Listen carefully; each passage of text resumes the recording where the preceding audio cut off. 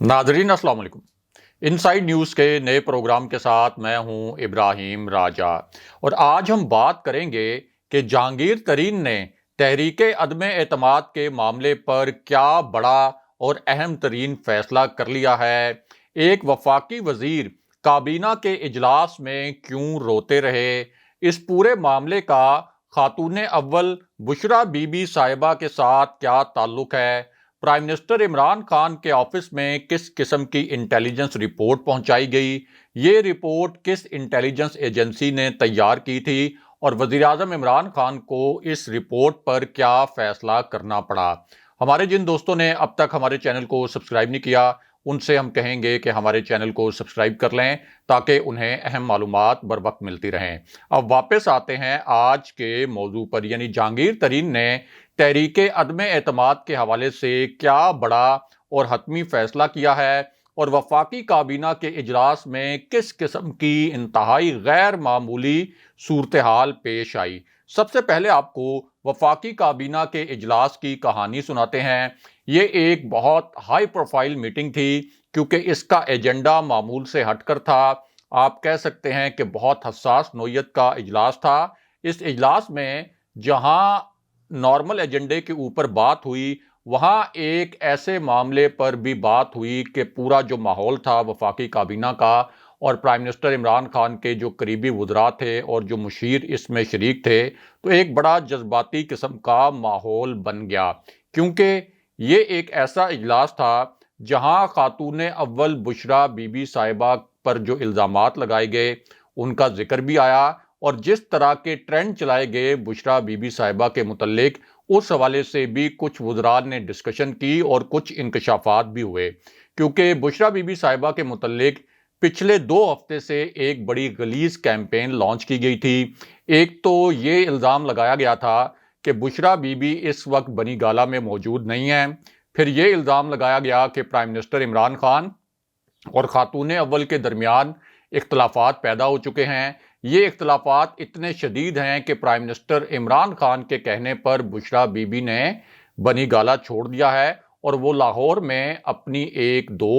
एक ऐसी दोस्त जो कि उनकी शादी में भी शरीक थी, उनकी बेहतरीन सहेली हैं, उनकी बेस्ट फ्रेंड हैं और अक्सर आप जो रिफाई काम करती हैं, जो फलाई काम करती हैं खातून अव्वल, उन कामों की जो फुटेजेस सामने आती हैं तो खातून अव्वल की इन दोस्त को आप उन फुटेजेस में भी देख सकते हैं। तो कहा यह गया कि बुशरा बीबी जो हैं वो इस वक्त बनी गाला में मौजूद नहीं है बल्कि वो लाहौर में अपनी जो ये दोस्त हैं उनके घर पर मुकीम हैं। और ये इल्ज़ाम भी लगाया गया कि बुशरा बीबी साहिबा के मुतल्लिक इंतहाई आप कह सकते हैं कि नामुनासिब इंतहाई गलीज़ किस्म का इल्ज़ाम ये लगाया गया कि जब prime minister Imran Khan Saudi Arabia के दौरे पर गए थे और खातून अव्वल भी उनके साथ थीं, उस दौरे के दौरान सऊदी वली अहद मोहम्मद बिन सलमान से ज़ाहिर है कि प्राइम मिनिस्टर इमरान खान से की मुलाकात हुई थी और प्राइम मिनिस्टर इमरान खान और सऊदी वली अहद के दरमियान बहुत ज़बरदस्त किस्म के ताल्लुकात हैं। यही वजह है कि सऊदी वली अहद ने खुद को पाकिस्तानियों का सफ़ीर भी कहा था कि मैं सऊदी अरब में पाकिस्तान का सफ़ीर हूँ और प्राइम मिनिस्टर इमरान खान का इस्तकबाल करने के लिए वो खुद एयरपोर्ट पर भी पहुंचे थे। तो वहाँ सऊदी वली अहद ने प्राइम मिनिस्टर इमरान खान को एक बेशकीमत शाही जो घड़ी है वो गिफ्ट की थी। उसके बाद ये इल्ज़ाम लगाया गया कुछ हलकों की जानिब से और इंतहाई बेबुनियाद तरीके से ये इल्ज़ाम लगाया गया बग़ैर किसी शवाहिद के, बग़ैर किसी सबूत के, कि ये जो घड़ी थी बाद में दुबई ले जाई गई और दुबई में इस घड़ी को बेचने की कोशिश की गई। बाद में ये बात जो सऊदी वली अहद है मोहम्मद बिन सलमान उन तक भी पहुंच गई क्योंकि ये शाही घड़ी थी और जब दुबई में इस घड़ी को बेचने की कोशिश की गई तो जिस शख्स को ये घड़ी बेचने की कोशिश की गई या आप कह सकते हैं कि जिस आउटलेट को ये घड़ी बेचने की कोशिश की गई तो उन्होंने इस घड़ी की जो मोहर थी, शाही मोहर, उसको पहचान लिया और इस तरीके से उन्होंने पहले ये समझा कि कहीं ये घड़ी शाही ख़ानदान से चोरी वगैरह तो नहीं हुई। उन्होंने फिर सऊदी अरेबिया में राब्ता किया और इस तरह से ये मामला सऊदी वली अहद मोहम्मद बिन सलमान के इल्म में भी आ गया। यानी इतनी एक बेबुनियाद किस्म की कहानी घड़ी गई, एक पूरा फसाना घड़ा गया और फिर बाद में ये इल्ज़ाम लगाया गया कि ये जो घड़ी बेचने का अमल था इसके पीछे भी खातून अव्वल थीं। इससे पहले پرائم منسٹر عمران خان پر اس قسم کا الزام لگایا جاتا تھا، لیکن اب خاتون اول پر یہ الزام لگایا گیا۔ دوسرا، خاتون اول کے خلاف جو کیمپین کی گئی، حالانکہ ان کا سیاست سے کوئی تعلق نہیں، بطور صحافی میں بہت وثوق سے کہہ سکتا ہوں کہ وہ سیاسی معاملات میں کسی قسم کی دخل اندازی نہیں کرتی، صرف جو فلاحی کام ہیں یا آپ کہہ سکتے ہیں کہ پناہ گاہوں کے کام ہیں، پناہ گاہوں بنانے کا مشورہ جو ہے یہ ہمارے جو ذرائع ہیں ان کا کہنا ہے کہ خاتون اول کی جانب سے پرائم منسٹر عمران خان کو دیا گیا تھا، یا کوئی ایسے کیسز جس میں کوئی انسانی پہلو ہو، یعنی اگر کسی یتیم بچے، کسی مسکین بچے کا حق مارا جا رہا ہو، یا کسی جگہ پر انسانی پہلو کے حوالے سے کوئی مظالم کی سٹوری آئی ہو، تو اس کی جانب خاتون اول پرائم منسٹر عمران خان کی توجہ ضرور دلاتی رہتی ہیں۔ خود پرائم منسٹر عمران خان نے یہ کیمروں کے سامنے یہ بات بھی کہی تھی، لیکن سیاسی معاملات سے ان کا کوئی تعلق نہیں، لیکن ان کے اوپر یہ بے بنیاد الزام بھی لگایا گیا، چونکہ وہ صرف پرائم منسٹر کی اہلیہ ہیں، صرف اس وجہ سے کہ وہ کوئی پنجاب میں اپنی فرنٹ وومن یعنی اپنی بہترین سہیلی، اپنی بیسٹ فرینڈ کے ذریعے کوئی کمیشن وغیرہ خود بھی کھاتی ہیں، اور ان کی جو سہیلی ہیں وہ بھی اس قسم کی کرپشن میں ملوث ہیں۔ اب اس پر باقاعدہ ٹرینڈ چلائے گئے ٹویٹر پر، فیس بک پر اور انسٹاگرام پر، اور بڑی ہی آپ یہ کہہ سکتے ہیں کہ پراسرار قسم کی یہ کیمپین تھی۔ تو یہ جو کیمپین تھی اس کے حوالے سے بھی ڈسکشن ہوئی وفاقی کابینہ کے اس اجلاس میں، اور بڑا جذباتی ماحول بنا، اور اسی اجلاس میں اس غلیظ کیمپین کے اوپر جو وفاقی وزیر ہیں اعجاز شاہ، وہ بڑے جذباتی بھی ہوئے، اور اس دوران جب ڈسکشن ہو رہی تھی کہ خاتون اول کے اوپر کس قسم کے الزامات لگائے گئے، تو اس دوران اعجاز شاہ آپ دیدہ بھی ہو گئے، وہ وفاقی کابینہ کے اجلاس میں روتے بھی رہے، اور انہوں نے کہا کہ میں نے آج تک نہیں دیکھا کہ کسی پرائم منسٹر کی اہلیہ پر صرف سیاسی وجوہات کی بنا پر اس قسم کے گھٹیا الزامات لگائے گئے ہوں، اتنی برے طریقے سے کسی بھی پرائم منسٹر کی اہلیہ کو نشانہ بنایا گیا ہو۔ یہ کسی بھی طرح کسی تہذیب یافتہ معاشرے کا عکاس نہیں ہے جس قسم کی یہ کیمپین چلائی گئی، اور جو یہاں وفاقی وزراء موجود تھے دیگر، انہوں نے بڑی ہی تشویش کا اظہار کیا اس پوری کیمپین کے اوپر، اور پرائم منسٹر عمران خان کو کہا، یہ جو تازہ ترین کابینہ کا اجلاس تھا، کہ ہر صورت اس مرتبہ اس کیمپین کے چلانے والوں کو کیفر کردار تک پہنچانا چاہیے، یعنی ان کے خلاف قانون کے تحت کارروائی ہونی چاہیے، تاکہ پتہ چلے کہ یہ کیمپین اصل میں کہاں سے چل رہی تھی، کیونکہ اگر اس قسم کی کیمپینز نہ رکیں تو پھر تو ہر دوسرے دن اسی طرح خاتون اول کے حوالے سے بھی، پرائم منسٹر عمران خان کی ذاتی زندگی کے حوالے سے، اور کسی کی بھی ذاتی زندگی کے حوالے سے کیچڑ اچھالا جائے گا۔ اور ذرائع کا کہنا ہے کہ پرائم منسٹر عمران خان نے اعجاز شاہ اور جو دیگر وزراء ہیں ان کے کہنے پر اس بات پر ایگری کیا کہ یہ جو نامناسب قسم کے ٹرینڈ چلتے ہیں سوشل میڈیا پر، خاص طور پر یہ جو خاتون اول کے خلاف ایک انتہائی گھٹیا قسم کا ٹرینڈ چلایا گیا، اس کے اوپر کارروائی ہونی چاہیے۔ اور اس کے بعد پھر ایف آئی اے ایکشن میں آیا، اور اب ایف آئی اے نے کچھ گرفتاریاں بھی کی ہیں۔ بہرحال اب بات کرتے ہیں کہ جہانگیر ترین نے تحریک عدم اعتماد پر کیا حتمی فیصلہ کیا ہے، اور مختصراً آپ کو ایک انتہائی حساس اجلاس میں ہونے والے ایک اہم فیصلے کی کہانی بھی سناتے ہیں۔ تو معاملہ یہ ہے کہ یہ ایک الگ اجلاس تھا، یعنی ایک تو وفاقی کابینہ کا اجلاس ہوا، یہ ایک اس اجلاس سے ہٹ کر اجلاس ہوا۔ پرائم منسٹر عمران خان اس اجلاس کو چیئر کر رہے تھے، ان کے جو قریبی 7-8 وزراء ہیں وہ اس اجلاس میں شریک تھے، اور اس اجلاس میں یہ ڈسکس ہوا کہ اس وقت ایک خاص وجہ سے تحریک انصاف کو خطرہ ہو سکتا ہے، اور وہ وجہ یہ نہیں ہے کہ اپوزیشن کوئی تحریک عدم اعتماد لے آئے گی حکومت کے خلاف، وہ وجہ یہ نہیں ہے کہ چودھری پرویز الہی نے شہباز شریف سے ملاقات کر لی یا تحریک عدم اعتماد کے لیے نمبر پورے ہو گئے ہیں، وہ وجہ یہ بھی نہیں ہے کہ army chief general Qamar Javed Bajwa اور پرائم منسٹر عمران خان کے درمیان اختلافات کی جو خبریں اڑائی گئیں یا جو افواہیں پھیلائی گئیں، اس کی وجہ سے کوئی یہ محسوس کیا گیا کہ تحریک انصاف کو خطرہ ہو سکتا ہے، بلکہ وہ وجہ یہ تھی کہ الیکشن کمیشن کا جو کردار تھا اس کے اوپر بڑی ڈیٹیل ڈسکشن ہوئی، اور یہ آبزرو کیا گیا کہ الیکشن کمیشن کے جو فیصلے ہیں یہ تحریک انصاف کو ہٹ کر رہے ہیں، اور ایسا لگ رہا ہے کہ الیکشن کمیشن اس وقت اپوزیشن کی ایک پارٹی بن کر سارے فیصلے تحریک انصاف کے خلاف دے رہا ہے۔ مثال کے طور پر الیکشن کمیشن نے تحریک انصاف کے ایک صوبائی وزیر کو نااہل کر دیا، اس کے بعد علی امین گنڈا پور کے بھائی کو نااہل کر دیا۔ اب ظاہر ہے کہ یہ دونوں نااہلیاں اتنے کمزور گراؤنڈز پر کی گئی تھیں کہ اسلام آباد ہائی کورٹ میں جب یہ کیس گیا تو اسلام آباد ہائی کورٹ نے ان کیسز کو اڑا کر رکھ دیا، اور ان کی جو نااہلیاں تھیں وہ ختم کر دیں۔ اس کے بعد فیصل واؤڈا کو بھی نااہل کر دیا، یعنی اسٹریٹ تا حیات نااہل کر دیا فیصل واؤڈا کو بھی۔ اور ظاہر ہے کہ پرائم منسٹر عمران خان کے قریبی ساتھی ہیں فیصل واؤڈا، تو اس معاملے پر بڑی تشویش تھی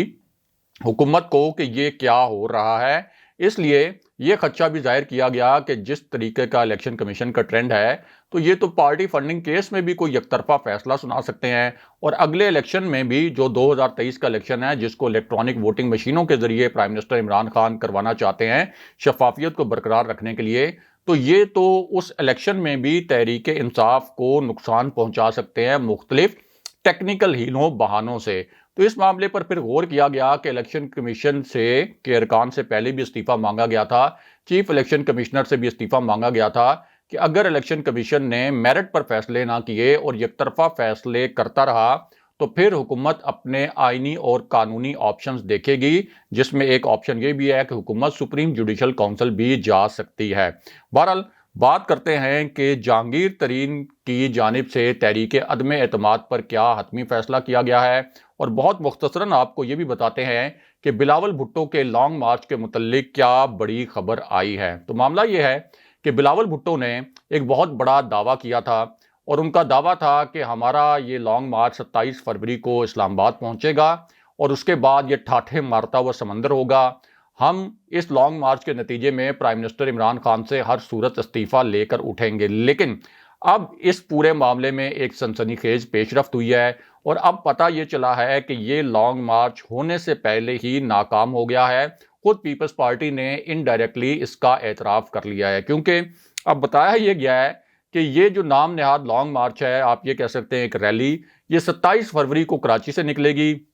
اس کے بعد یہ 10 دن میں 34 شہروں میں چھوٹے موٹے جلسے کرے گی۔ اس ٹھٹھا سجاول سے ہوتا ہوا یہ جو نام نہاد لانگ مارچ ہے یہ بدین پہنچے گا، پھر 28 فروری کو یہ حیدرآباد میں جلسہ ہوگا، نواب شاہ سے ہوتا ہوا پہلا فیز جو ہے اس کا موروں میں ختم ہوگا، 1 مارچ کو خیرپور میں جلسہ کیا جائے گا، یہاں سے یہ لانگ مارچ سکھر پہنچے گا، پھر وہاں پر ایک دن ریسٹ کیا جائے گا، 2 مارچ تک یہ لانگ مارچ جو ہے یہ سکھر میں رکا رہے گا، پھر گھوٹکی پہنچے گا، رحیم یار خان پہنچے گا، اور آخر میں 8 مارچ کو اسلام آباد پہنچے گا، جہاں آدھے دن کا ایونٹ ہوگا، یعنی 6-7 گھنٹے ہوں گے۔ اس 6-7 گھنٹے کے اندر بلاول بھٹو اور ان کی جو پیپلز پارٹی ہے وہ کوئی نعرے وغیرہ لگا کر واپس رخصت ہو جائیں گے، اور اس طرح یہ لانگ مارچ ایک منی ریلی کی شکل اختیار کر گیا ہے، اور چھوٹے چھوٹے شہروں میں کچھ ریلیز ہوں گی اور کچھ جلسے ہوں گے۔ اس کے نتیجے میں حکومت کسی بھی صورت جانے والی نہیں ہے۔ بہرحال بات کرتے ہیں کہ جہانگیر ترین نے تحریک عدم اعتماد کے معاملے پر کیا بڑا فیصلہ کیا ہے۔ تو معاملہ یہ ہے کہ پہلی مرتبہ جہانگیر ترین نے یہ تصدیق کی ہے کہ اپوزیشن نے، یعنی مسلم لیگ نون نے، پیپلز پارٹی نے، ان دونوں بڑی جماعتوں نے جہانگیر ترین سے رابطہ کیا اور جہانگیر ترین سے تحریک عدم اعتماد کے لیے سپورٹ مانگی، اور یہ کہا کہ اگر آپ تحریک عدم اعتماد کو سپورٹ کریں اور اس تحریک عدم اعتماد کے نتیجے میں پرائم منسٹر عمران خان کی حکومت گر جائے تو جو نیا سیٹ اپ آئے گا اس میں ہم پیپلز پارٹی کو آن بورڈ لے کر اور دیگر جماعتوں کو آن بورڈ لے کر ہم یہ جو نااہلی والی شک ہے اس کو 2/3 اکثریت سے ختم کریں گے۔ اس طرح جو آپ کی تاحیات نااہلی ہے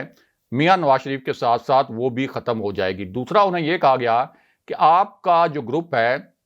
جب ہمارے ساتھ نئی حکومت میں شامل ہو جائے گا تو ہم اس گروپ کو وزارتیں بھی دیں گے، وفاق میں بھی نوازیں گے، جو آپ کا پنجاب میں کے اندر گروپ ہے اس کو پنجاب میں بھی نوازیں گے، اور اس طریقے سے